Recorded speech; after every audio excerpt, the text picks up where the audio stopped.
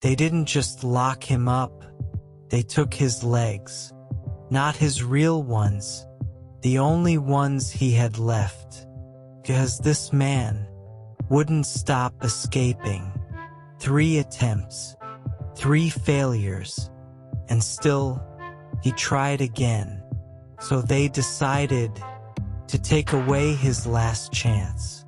But what do you do when even your escape is taken from you? The man they tried to break had already been broken once before. He wasn't supposed to fly. He wasn't even supposed to walk. And yet, there he was, in the sky, not surviving, dominating.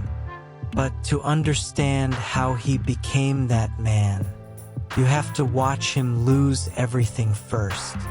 Before the war, before the legend, he was just a young pilot, fast, fearless, reckless, until one day caught up with him, a mistake, a moment, and then impact. When he woke up, the sky was gone, and so were his legs, both of them. No warning, no time to prepare, just a reality he didn't choose. One moment he was in control, the next, completely dependent. The sky that gave him everything was gone, and for the first time in his life, there was nothing he could do about it. In seconds, everything changed. For most people, that's where the story ends.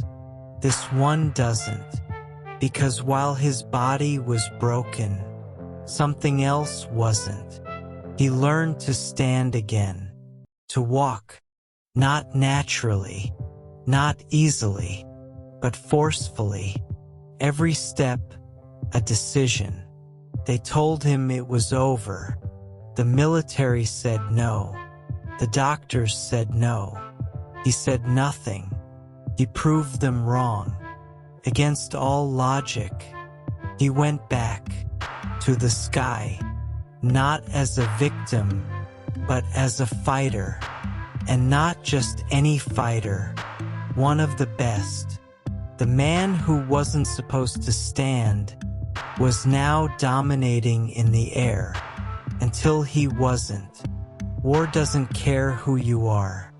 One moment, and everything changes again. Shot down, captured, prisoner, under the forces of Adolf Hitler. But captivity doesn't mean surrender. Tempt 1. He watches, learns the patterns, counts the steps, waits for the moment, then moves. Quiet, careful, precise. For a second, feels possible. Then, shouting, footsteps, hands grab him. Over. Attempt 2. This time he's smarter. He adjusts, changes the plan. Less risk, more patience. He moves again. Closer this time. Closer than before. Still, not enough. Attempt 3. Now it wasn't about escape. It was about identity. And still, he failed. That's when they decided enough was enough. They didn't just punish him. They removed the problem. They took his prosthetic legs. The only way he could stand. The only way he could try. They didn't just imprison him. They removed his possibility. And this is where most men break. Not when everything is taken, but when nothing is left to try. No movement, no plan, just one question: what now? No movement, no options, no way forward. Not because he couldn't try, but because there was nothing left to try with. This is where most people stop. Not because they have to, but because they believe they should. But there was one thing they couldn't take: the decision, the refusal. You can remove a man's movement, but not his will. You can trap his body, but not define his end. Douglas Bader lost his legs, but he never lost control. And you may not be lying in a hospital bed. You may not be trapped behind bars. But at some point, life will take something from you. Not fairly, not slowly, completely. And in that moment, you'll have a choice.